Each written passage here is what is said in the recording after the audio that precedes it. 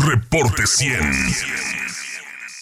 Marco Antonio Córdoba es vicepresidente del Colegio de Economistas del Estado de Sonora y profesor de la Universidad de Sonora. Marco Antonio, ¿cómo estás? Buenos días, bienvenido. Buen día, Juan Carlos, un gusto estar aquí con ustedes. ¿A poco se iba a alcanzar?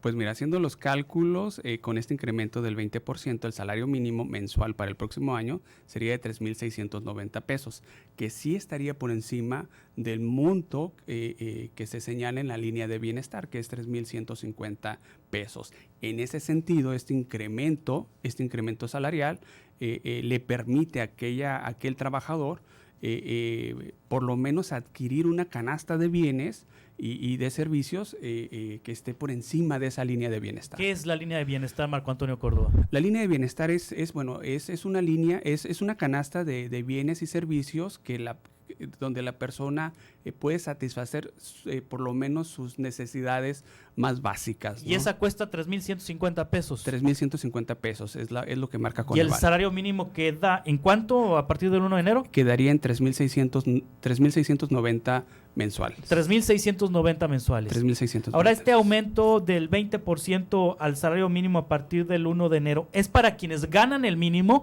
o es para quienes ganan más del mínimo? Es para los que ganan el salario mínimo. El mínimo. Los que ganan el salario mínimo, el incremento sería del 20%. O sea, quienes ganan 2 salarios mínimos, a ellos no les van a dar un 20% de aumento. No necesariamente. Aquí ya depende de la negociación que haga la empresa y el sindicato, que revisen el contrato colectivo, y en función de ese proceso de negociación, el trabajador podrá ganar un 5, un 10, un 20 o no podría haber un incremento, ¿no? Eso ya depende también de las condiciones en que se encuentre la empresa. Sí, ¿cuántos millones de mexicanos en edad de trabajar están con un salario mínimo en México en este momento? En este momento son 3,400,000. Sí, 3,400,000. Ahora pasa una cosa que es una realidad, Marco Antonio Córdoba. Muchas empresas registran con el mínimo ante el Seguro Social a sus trabajadores, aunque no ganen el mínimo.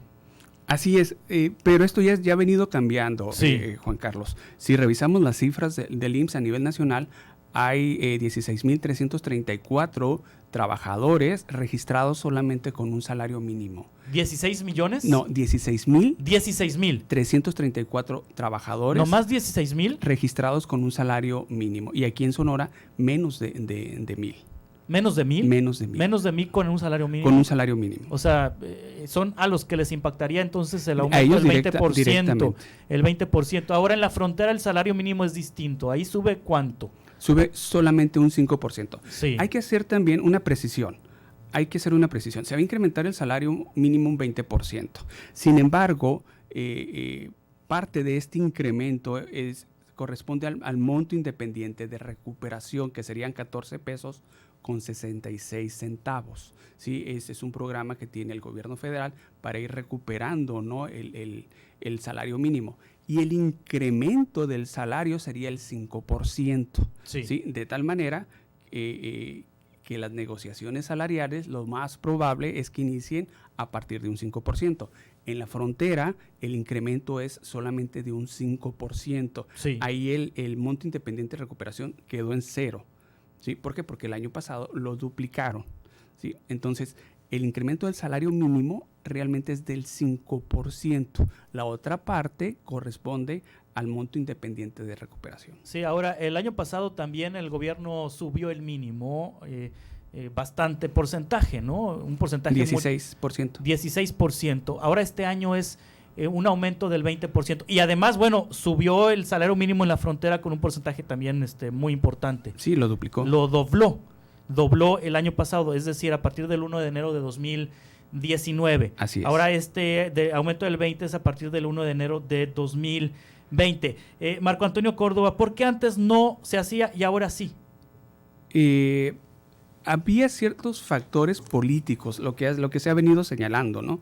Anteriormente los incrementos del salario mínimo afectaban a los créditos de vivienda del Infonavit, sí. Afectaban a las multas, a algunos impuestos. Entonces, incrementar el salario mínimo por cierto nivel provocaba alzas en pagos de derecho, ¿no? Y ahora ya no se mide en salarios mínimos, ahora sino no, en UMAS. En UMAS. En UMAS, ¿no? A partir del 2017 se crean las UMAS, unidades de actualización. Entonces ya desligan el incremento de los créditos de Infonavit, de multas, de trámites gubernamentales, del incremento del salario mínimo. Sí. Sí, entonces había un factor, en cierta forma había un factor político que no permitía incrementar en niveles adecuados el salario mínimo. Sí, ahora parece contradictorio, pero quienes han promovido más en México en los últimos meses son los propios empresarios de que suba el mínimo. ¿Por qué desde el sector empresarial? Porque uno pensaría, bueno, los que no quieren pagar más son los empresarios, pero ¿por qué desde el sector empresarial? Coparmex, por ejemplo, ha sido una de las, digamos que organizaciones que más han propuesto que aumente el mínimo en México. Hay un rezago histórico en relación al salario mínimo en nuestro país, y en este caso el sector empresarial pues se ha dado cuenta, ¿no? de este rezago, y pues tiene que contribuir, ¿no? Tiene que contribuir a, pues en cierta forma normalizar o incrementar ese salario, llevarlo a un nivel digno, ¿no? Y eso sería en un programa de largo plazo. Ahora, la inflación en México está bastante controlada, ¿no? Sí, está alrededor del 3%, está dentro del objetivo. Es una buena cifra la inflación. Sí, indiscutiblemente, ¿no? Que la inflación se esté comportando en los niveles de alrededor del 3% indica que se está cumpliendo el objetivo, y eso permite que no se afecte el poder adquisitivo de las personas. ¿Significa que el aumento al salario mínimo no va a impactar en la inflación? Bueno, ahorita hay una discusión, sí, ¿no? Hay una discusión en relación si podría afectar a la inflación. Sin embargo, la evidencia que se tiene de este año es que no hubo una afectación. El salario mínimo se incrementó un 16%. ¿Y qué ocurrió con la inflación? La inflación disminuyó, ¿sí? Entonces, ¿qué se esperaría para el próximo año? Lo más probable es que no haya una afectación directa en la inflación, ¿no? Sí. Sobre todo que vemos una economía a nivel nacional con cierto estancamiento, donde el consumo está contraído, ¿sí? Está en números rojos, ¿no? Entonces, al incrementarse el salario, esperaríamos que se incremente el consumo, pero sin haber esa presión en los precios. Sí, entonces quienes ganan el mínimo pues van a recibir un poco más de sueldo, 20% más a partir del 1 de enero de 2020. Quienes no ganen el mínimo, esto sirve como base para negociar los incrementos salariales. Así es, Juan Carlos. O sea, el próximo año los trabajadores que ganen el salario mínimo de acuerdo a su contrato también, ¿no? Y a las condiciones de la empresa, pueden recibir un 20%. Y el resto de los trabajadores va a depender de la negociación que haga su sindicato con la empresa. Y puede ser un 5, menos del 5 o un mayor de un 5%. Así de referencia, por ejemplo, este año el salario mínimo se incrementó un 6% y el salario promedio de cotización del Seguro Social se incrementó en un 6.7%. ¿Sí? Entonces, vemos que el salario mínimo este año es un 16% y el salario promedio de cotización de los trabajadores del Seguro Social un 6.7%. Muy bien, Marco Antonio Córdoba, muchas gracias por estar aquí con nosotros. Un gusto, Juan Carlos, estar con ustedes. Vicepresidente del Colegio de Economistas, profesor de la Universidad de Sonora. Reporte 100.